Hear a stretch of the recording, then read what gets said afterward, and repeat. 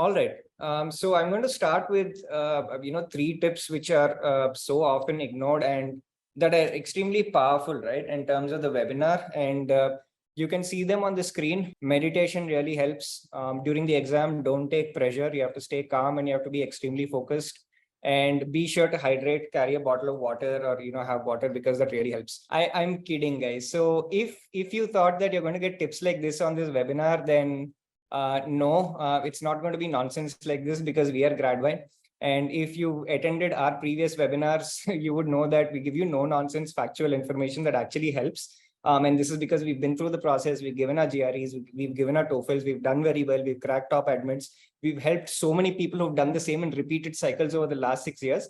So GradVine doesn't give you this nonsense information, right? So every bit of information that I'm going to give you over the next 30 minutes or so is actually doable. It actually makes sense and it will actually impact your score in some way, shape or form. Again, all of these tips may not be useful for everybody attending it, but some of them certainly will be useful for all of you, right? So think about it that way. It's a very, very practical thing. Now, I'm not saying that meditation and being calm and focused and all of that helps. But yeah, if you meditate during the exam, you're going to waste time. And everybody knows that they have to stay calm, but the GRE is a lot of pressure, right? I'm going to tell you a few things that can maybe reduce that pressure a little bit. And in fact, I'm going to throw out the slides. Nilesh, you can just get rid of that screen share. That was just a little, bit of a diversion essentially. So let's get to the real tips, guys. The first thing I'm going to touch upon, and of course, you can get your Q&As flowing right from now. We'll try and answer them towards the end. First thing, some of you who are in the beginning of your prep, is coaching necessary? Some of you might be asking this. Some of you may have taken coaching. Some of you may not have taken coaching. I've known people who've taken coaching do badly and well. I've seen people who've not taken coaching do badly and well as well, but there's no right answer. But in my opinion, I think some amount of coaching or some amount of test prep through any online class or, any resource available is necessary. The reason being, you need to be familiar with the format and certain approaches to certain questions, right? And every test center will sort of give you this little bit of a base. Instead of you figuring it out yourself and making those mistakes and falling and then forming your own, very, very basic techniques, coaching centers will give you some basic hacks that will help you, right? And this is, for example, in reading comprehensions, there's the eliminating the, extreme answers. Or, very, very important tip that a lot of coaching centers give you, which is useful, is if you look at a question in the verbal or a quant section, which you do not have any idea on how to attempt, it is best to skip that question immediately instead of wasting your time and then go on to the next questions, because maybe there are easier questions lying ahead in that particular section, right? Also, if there is no time for this very difficult question, you can just guess an answer because GRE doesn't have negative marking. So again, not going to specifics of that sort, but if you go to some sort of coaching, it will give you a little bit of a base. Now, I'm not promoting coaching in any way, shape or form. We don't have any tie-ups with any coaching centers. GradVine doesn't do any test prep. This webinar is also, just to help you out with certain tips. But getting some sort of coaching through any online resource could be fine. Greg Matt is one that has been pretty popular. Magoosh has got pretty decent reviews. Princeton Review and Manhattan are also pretty good. That being said, don't assume that coaching in itself is going to get you a great score, right? GRE is an aptitude test, right? So it comes down to your own aptitude. And the good news is that through practice, you can improve your score. And the more you practice, the more your score is going to improve, right? So use your coaching centers and the basic tips they give you or whatever tips work for you. And then beyond that, it is you forming your own questions, your own techniques rather, to enhance your performance as you go along and figure it out. Without coaching, you're starting at scratch. At least coaching will help you start at a little bit of a, maybe a level 1 or a level 2, and then you can push to a level 10 through your own preparation, right? So some sort of coaching helps. That brings me to point number 2 or tip number 2, right? Practice. This is so very, very important. With the GRE, it's not a difficult exam per se, right? Now, there will be certain questions that you're struggling with, but you can get better with them simply with practice. It is essentially 10th grade math, 10th grade English, maybe English that we don't use, as often, or, language that's not as complex, or sentence structures that are far more complex than we are used to. But at the end of the day, it's something that if you have basic English speaking and reading knowledge that you can improve on, right? So, With practice, you do get better. The preparation strategy that worked for me to get, good GRE score in a single attempt was I prepared so many mock tests, right? For about 30 to 40 days before the exam, I was preparing only for the GRE. Every alternate day, I was giving a mock. Now you might ask me, where am I going to get so many mocks? The answer to that is the quality of the mock almost doesn't matter. Of course, you want to be giving some good mocks, which come with the Manhattan books, or with of course ETS Power Prep, which is the most accurate. But if the others that you're doing are not as good, it's still fine. The key is that you have to be able to give an exam perhaps every alternate day for about 30 days. So if you give around 15 practice tests constantly before the exam, you're doing very well in terms of your prep, right? The second thing that you should try and do with this whole preparation schedule is schedule the GRE first, maybe 30 days, 40 days later, and keep the date in mind. Don't assume that, okay, once I feel better prepared, I will book a date, because then you'll have a tendency of pushing it constantly, right? Once you have a date booked, then you will prepare towards that date. That doesn't mean that you book a date, 1 week or 10 days later. Book it 30 days in advance, 40 days in advance, but then work and prep towards that date, right? Next thing is give a practice test, no matter the quality, every alternate day. The other thing, say your test is booked for 8 a.m. or your test is booked for 5 p.m. or whatever it is, right? Whatever timing is available at home or at the test center, wherever it is. Try giving as many mocks at that particular time of the day as possible, because unconsciously you're training your mind to be active and within that particular thought process in those particular hours, for those 3.5, 4 odd hours, right? Now this might not have a significant impact or not give you an impact that you realize, but subconsciously your mind starts working better at that particular time.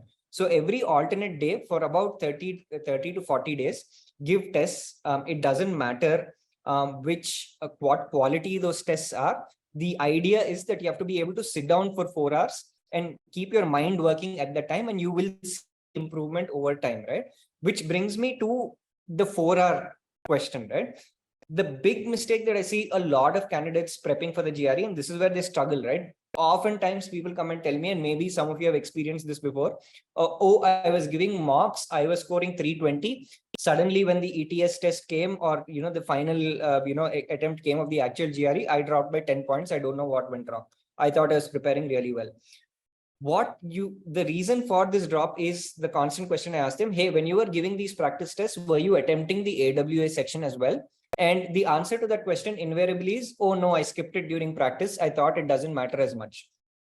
Sure, in terms of getting into university, the AWA section honestly doesn't matter as much as the main body of the GRE.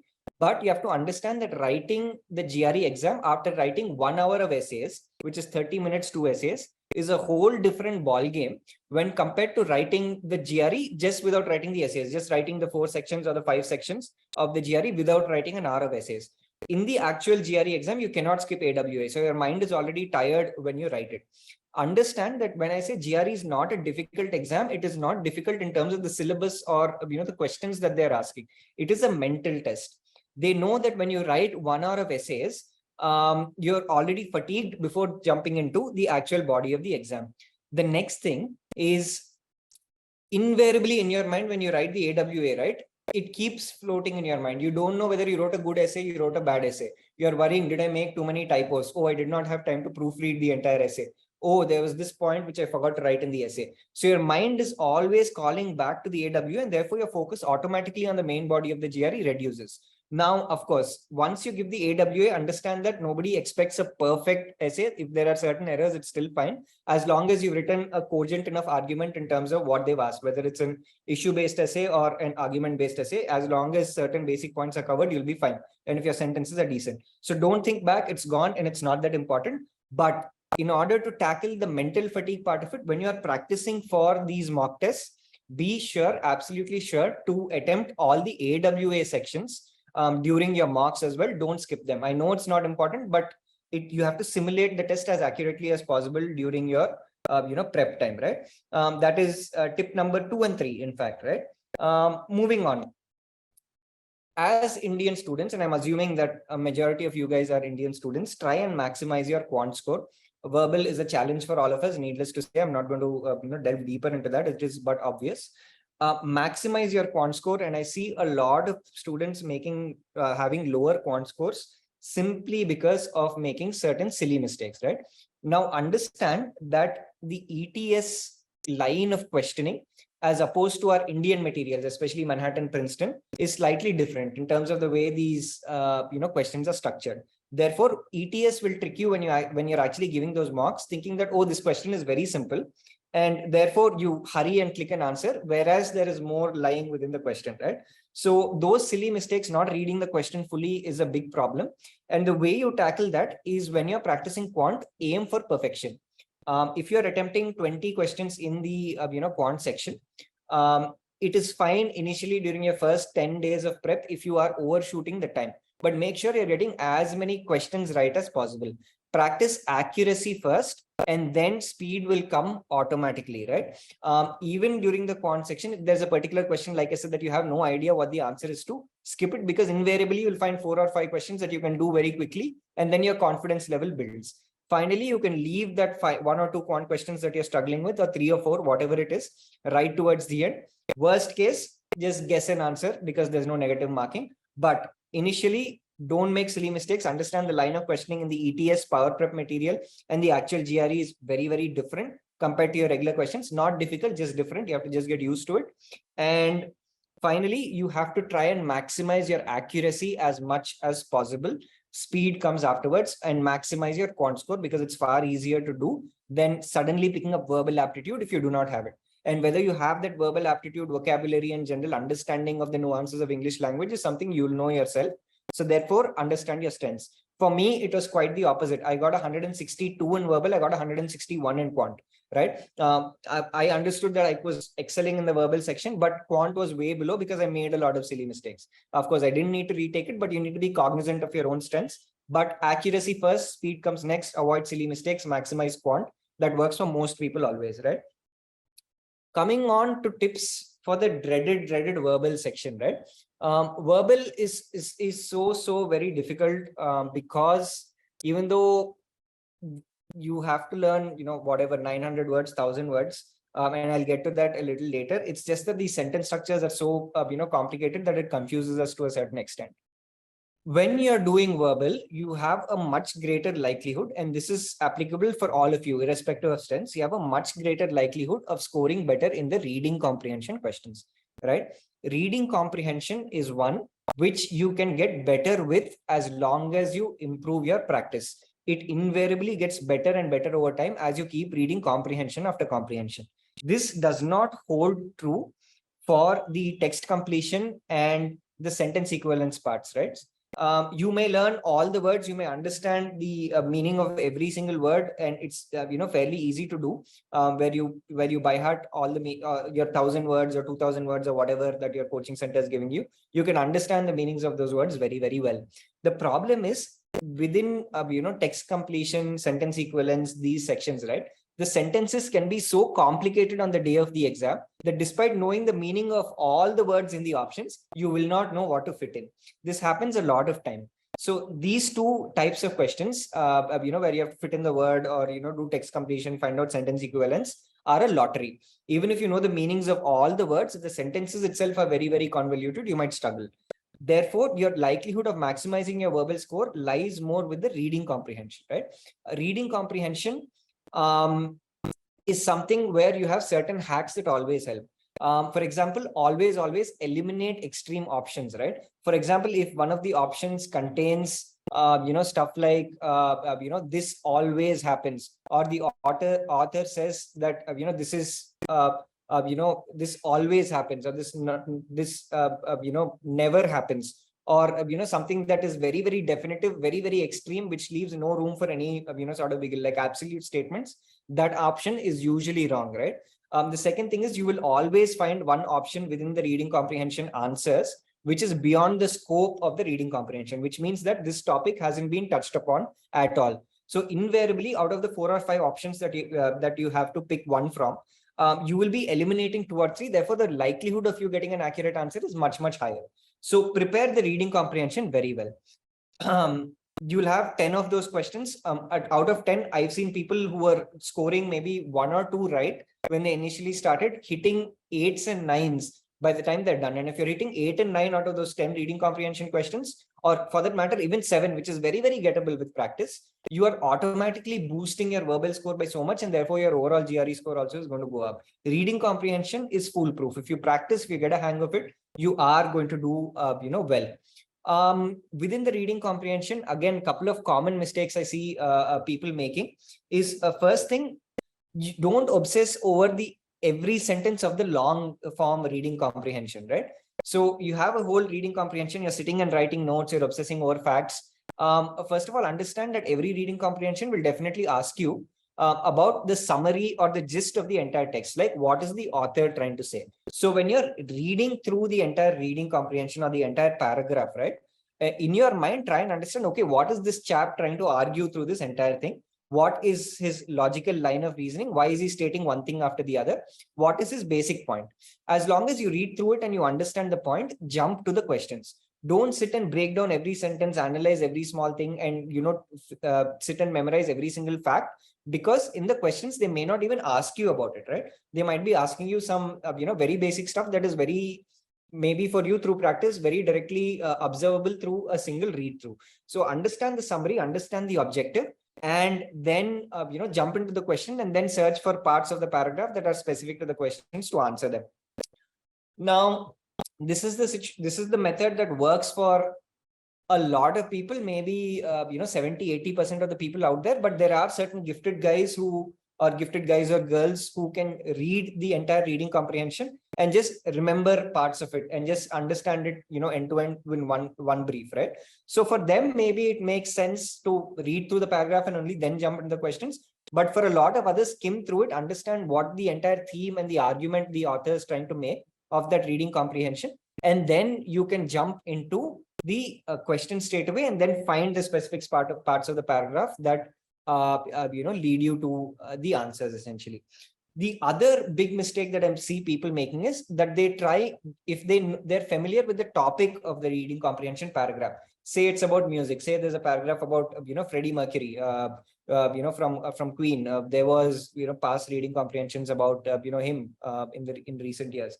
Now, if there's a paragraph that is talking about his early childhood, for example, and there is a reading comprehension option where the sentence states what is true about what is the author saying, and it says Freddie Mercury is one of the greatest musicians of all time. Now, the reading comprehension may not be touching upon that at all, but in your mind, that it is true, right? Or it's true for a lot of people.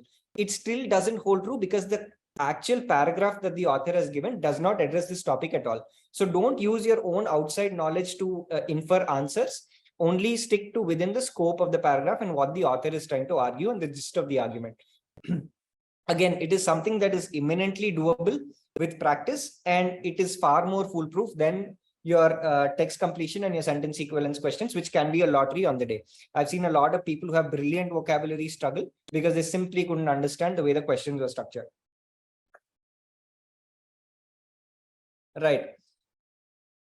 Next tip, and a tip I think that you will like a lot, and you can note this down too, is don't sit and learn 3,000, 4,000 words.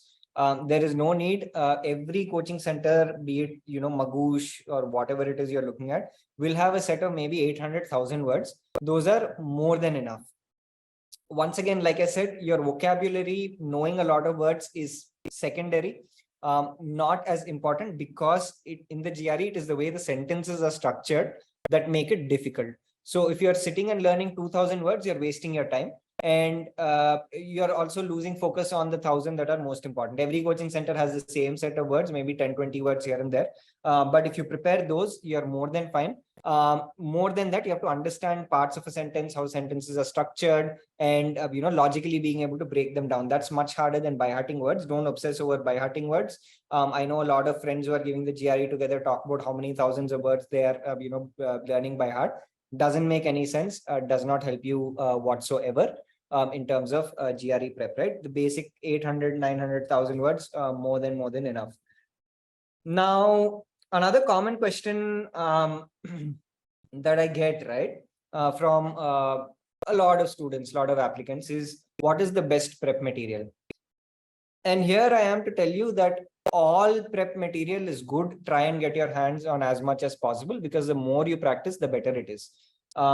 Manhattan, I think it's called 5LB book or whatever. A lot of people do that. Magoosh has some very good material. The Princeton Review gives material.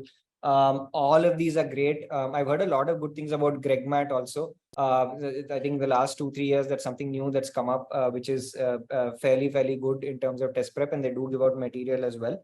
One common technique that I did during my time, which is a very long time ago, is that I had friends who had subscribed to different materials, and then we just circulated and exchanged materials among ourselves, and we practiced that for different weeks, right? The more material you have in hand, the better it is. So coordinate, collaborate, and try and share your materials. It will help your own prep. It will also help people with their own prep.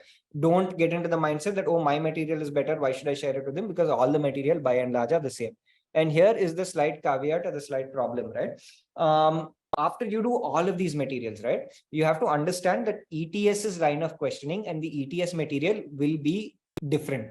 And it can be quite significantly different, because the language and the way the sentences and the questions are structured itself are going to be different. Again, I've said this earlier during this webinar itself, not difficult, just different, right? So whatever you do, the material that you get from ETS and the power prep and all of these, right, you prepare and practice that right at the end.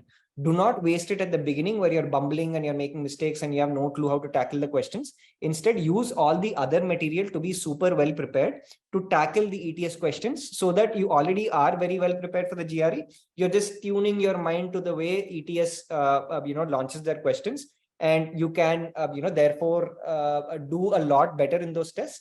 And trust me, the ETS mock tests that come with your material are the closest to the GRE exam. No other test material is going to be as close. It is simply because ETS spends a lot of time and money in terms of preparing these questions, every single reading comprehension, every single quant question. Truth of the matter is, no other private coaching center is going to get that quality of questioning, that line of questioning as accurate, because they're not going to be able to spend, right? It is estimated that ETS spends thousands of dollars per reading comprehension that it puts out to you guys, right? So therefore, the line of questioning, not difficult, just very different. Make sure you're practicing the ETS material and the power prep test right at the end.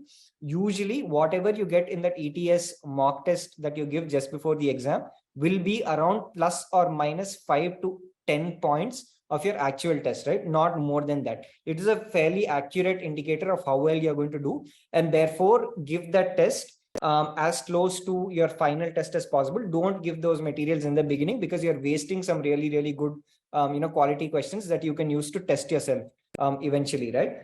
Even the ETS material, do it towards the end, after you've consumed all of these materials and you've spent hours on them.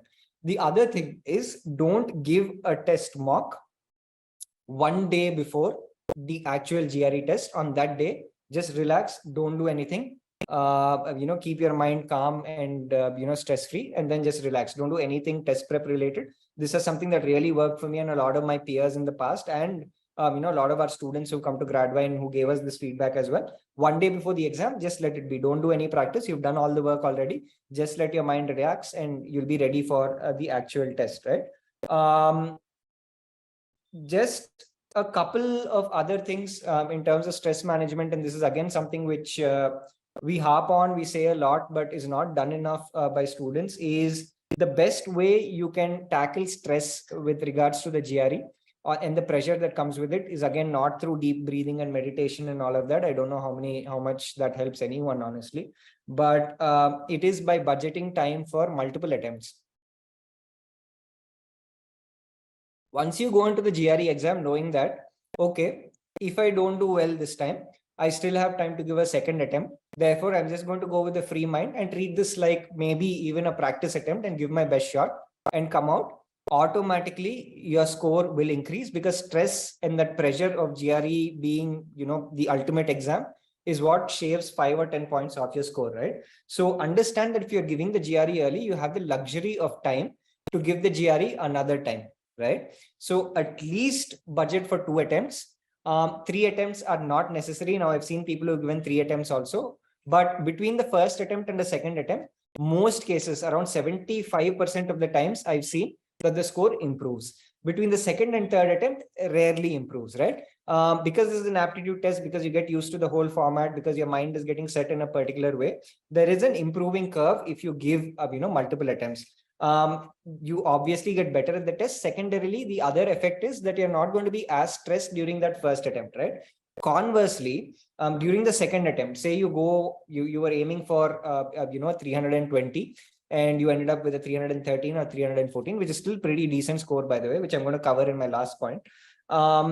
When you give the second attempt, you are thinking that, you know what, 313 is my base. I possibly can't go worse than that. Worst case, if I do worse than that, I'm not going to report my scores. So why don't I go and give the test, with a free sort of mind? These are almost mental hacks. GRE is not an entrance test. The universities don't care how many attempts you give. Therefore, if you give yourself enough time, and time is in your control in terms of scheduling the test, if you prepare the application timeline well enough, during your first attempt, you're stress-free because you have another attempt on board. And during the second attempt also, you know that you have a base score below which you cannot go. And more often than not, if you have around a 315 plus, you'll be good for most programs, right? So budget time for multiple attempts, at least 2 attempts. If you wish 3, but 2 is something that I definitely would budget time for. Whether you give it twice or no is a different thing, but budget time for it as well. Last point, as we are on the dot 5:30 and I've stuck to my 25-30 minute time commitment, GRE is not the end of the world. Especially for MS admissions. This is not true for MBA. That's a whole different thing. For MS admissions, understand that the GRE is only used as a filtering parameter by admissions committees to decide with what level of seriousness they want to read your application. More often than not, if you get a 315 plus, you are good for a lot of master's programs, right? Some of the very, very best master's programs in the world, you will still be okay. Your GPA, your projects and internships, your research papers, any other technical stuff that is relevant to the master's degree that you want to apply to are far, far, far more important than your GRE exam. So don't go into the exam treating it like an entrance exam of sorts. Assuming that, okay, if I don't get this cutoff, very much like the JEE, which a lot of you might have written, if I don't get this cutoff, I'm not going to get into college. Even if your GRE score is average or at times even below average, if your GPA is good, you can get into some excellent master's programs. And this is across the board. Computer science, mechanical engineering, management, industrial, computer engineering, MIS, you name it. This is true. We've seen it with thousands of candidates. I've had candidates even with a 309, 308 get into places like a Duke. I've had someone with a 312 get into Stanford, right? So it is still possible. If the rest of your profile is good, don't treat it like the entrance exam and give room for multiple attempts. And you will subconsciously be boosting your score without even knowing it, right? So those were my, I think, 9 or 10 tips that I gave you. I hope you noted them down. If you missed any, then don't worry. There is a recording of this webinar that will be sent to you. And also there's a YouTube video that we put out on GradVine's YouTube channel, which doesn't go in as much depth because YouTube has to be shorter, but it does cover some of these tips. Additionally, if you have any questions with regards to the application process, or whether you should give the GRE new pattern or the old pattern, I'm pretty sure those questions have popped up in the Q&A.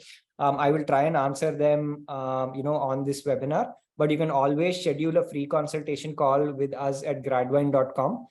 Which my colleague, Nilesh would have pasted in the chat box. You can use that link to schedule a free consultation at any time to clear your doubts. Before I jump into your Q&As, I'd like to tell you, for those of you who have not, attended any of GradVine's webinars, GradVine helps you out with the entire application process, which includes your university shortlisting, help with your application essays, which is your statement of purpose, help with your recommendation letters, your resume, your additional essays. And the way we do that is we link you with students who've cracked top admits in the past. So they're going to give you entirely accurate advice on how you can impress admissions committees to get your dream university. We also shortlist universities without any tie-ups, which means that we do not suggest universities that will give us a commission.